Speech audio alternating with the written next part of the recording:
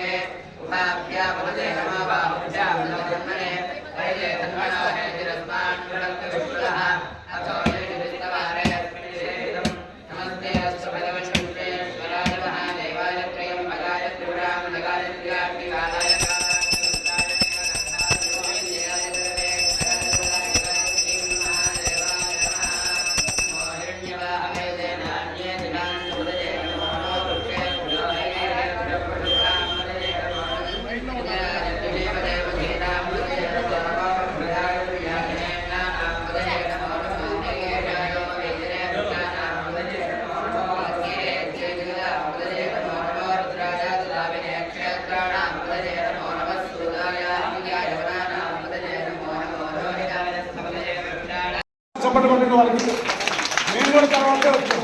అయ్యగారే ముందు వచ్చారు. అట్లాంటి మ్యారేజ్ రోజు అయ్యగారు అమ్మగారికి నుండి 11 మహాన్యాసాలు.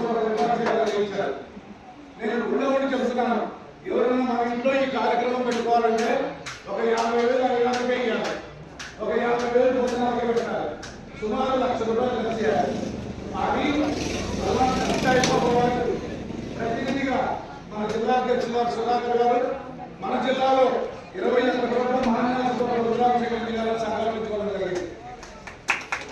ఆ సంకల్పంలో భాగంగా 11వ సంకల్పం అంటే 11వ రుద్రాభిషేకం వైరాలో వేద పాఠశాలలో వారుండే దగ్గర అయిపోయింది. మంది